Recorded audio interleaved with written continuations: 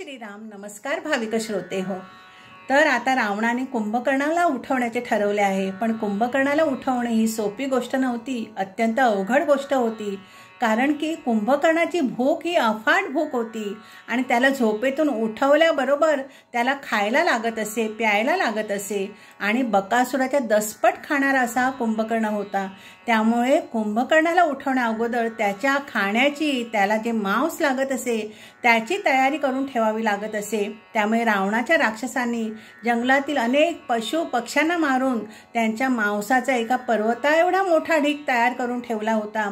अनेक पिंपे भरून रक्त मदिरा तयार ठेवली होती आणि त्यानंतर कुंभकर्णाला उठवण्यासाठी लंकेतील सर्व वाद्ये आणली गेली.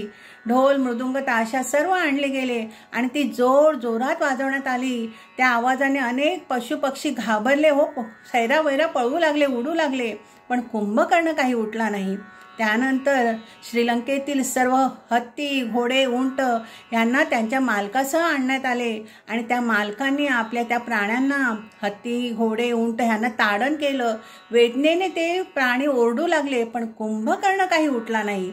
आणि शेवटी ते सर्व हत्ती, घोडे आणि उंटाचे मालक त्या हत्ती, घोडे, उंटांना त्या कुंभकर्णाच्या अंगावरून चालवू लागले. तेव्हा कुठे कुंभकर्ण उठला आणि उठल्याबरोबर त्याने पहिल्यांदा तो मांसाचा ढीग जो होता, पर्वत होता, तो फस्त केला. ती मदिरा प्यायला, ते रक्त प्यायले आणि नंतर त्याने आपल्या सेवकांना विचारले की मला का उठवले आहे. तेव्हा तो सेवक म्हणाला की महाराज, आपल्या ह्या लंकेमध्ये, आपल्या राज्यात राम आणि लक्ष्मण नावाचे दोन दाशरथी पुत्र त्यांच्या अब्जावधी वानर सेनेसह आलेले आहेत आणि त्यांनी आपल्या ह्या लंकेतील जे आपले सेनापती होते, ज्या सेनापतींच्या जोरावर आपण आजपर्यंत युद्ध जिंकत होतो, विजय प्राप्त करत होतो, त्या सर्व सेनापतींना मारून टाकले आहे. म्हणून महाराजांनी तुम्हाला उठवण्यासाठी सांगितले आहे. तेव्हा मग कुंभकर्ण उठून आपल्या बंधूच्या म्हणजे रावणाच्या भेटीसाठी गेला आणि रावण आणि कुंभकर्णाची भेट झाल्यानंतर श्रोते हो, तुम्हाला एक माहीत आहे का, कुंभकर्णाने रावणाला त्याने केलेली ही जी चूक आहे, सीतामातेला पळवून आणले, त्याबद्दल रावणाला प्रथम दोष दिला आणि नंतर त्याने सांगितलं की मी नक्की तुला तुझं हे युद्ध जिंकून देईन. पण रावणाची पहिली त्याने बाजू घेतली नाही, तर त्याने त्याला सांगितलं होतं हे चुकीचं वागलंयस तू, सीतामातेला जे एका परस्त्रीला पळवून आणलंस हे तू चुकीची गोष्ट केली आहे. ही समज कुंभकर्णाने रावणाला दिली होती. आणि त्यानंतर मग कुंभकर्ण युद्धभूमीमध्ये आलेला आहे. कुंभकर्णाचा देह हा 30 फूट उंचीचा होता कुंभकर्ण आणि त्याचं हत्यार म्हणजे काय होतं माहिती आहे का श्रोते हो, तर मुदगल असतं ना, जे पैलवान लोकांच्या हातात असतं मुदगल, ते पैलवानांच्या हातात असतं ते लाकडाचं असतं ना, पण कुंभकर्णाच्या हातात जे मुदगल होतं ते लोखंडाचं होतं आणि ते 10 फूट उंचीचं मुदगल होतं.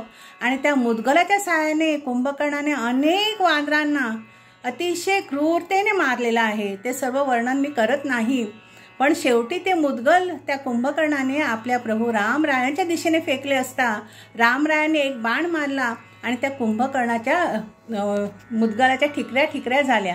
त्यानंतर लक्ष्मणाने एक बाण मारून कुंभकर्णाचा डाव्या बाजूचा हात तोडून टाकला. रामप्रभूंनी एक बाण मारून कुंभकर्णाच्या उजव्या बाजूचा हात तोडून टाकला. त्यानंतर लक्ष्मणाने आपला बाण सोडून कुंभकर्णाचा डावा पाय तोडून टाकला. रामप्रभूंनी बाणाने आपल्या त्या कुंभकर्णाचा उजवा पाय तोडून टाकला. आता हात नाही, दोन्ही हात नाही, दोन्ही पाय नाही, असा तो धड ते कुंभकर्णाचं ते युद्धभूमीत पडलं. पण त्या धडाखाली अनेक वानर, अनेक राक्षस चिडून मेले हो. आणि नंतर मग रामप्रभूंनी आपल्या एका भीम अस्त्र, त्या बाणाने कुंभकर्णाचं शिर जे होतं, मस्तक, ते धडावेगळं केलं. ते कुंभकर्णाचं मस्तक जाऊन श्रीलंकेत पडले. त्या मस्तकाच्या भाराने अनेक राक्षस मेले आणि अशा प्रकारे कुंभकर्णाचा वध झालेला आहे. आणि हे ऐकून, कुंभकर्णाचा वध झाला हे ऐकून रावण अत्यंत दुःखी झाला आहे. आणि पुढे काय होतं ते आपण पुढच्या भागात बघूया. आज इथेच थांबूया. बोला जय श्रीराम.